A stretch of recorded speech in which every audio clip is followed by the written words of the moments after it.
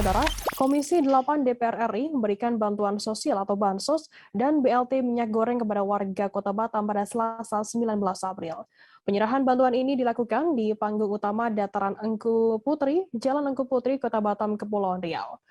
Informasi lebih lengkapnya akan disampaikan oleh rekan jurnalis kami dari Tribun Batam, ada Roma Ulisiantur yang akan melaporkannya. Silakan rekan Roma. Baik, terima kasih rekan Firda di studio. Komisi 8 DPR RI menyerahkan sejumlah bantuan kepada masyarakat Kota Batam pada hari Selasa 19 April 2022 lalu. Nah, adapun sejumlah bantuan yang diberikan yakni sejumlah PKH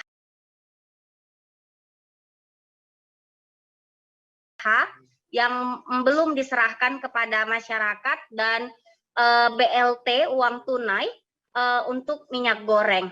Nah, BLT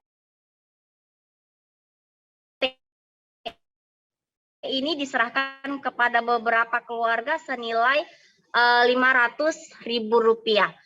Sementara untuk PKH yang disalurkan yakni 2 tahap kepada 18.866 keluarga pertama penerima manfaat atau KPM dengan nominal 15 miliar rupiah,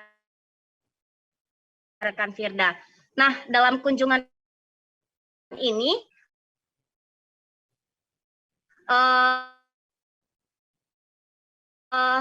Wali Kota Batam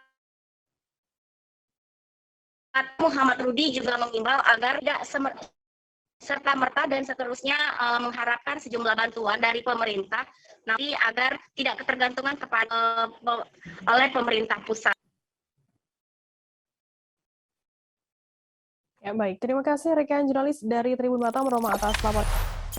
Jangan lupa subscribe, share, komen, dan like ya.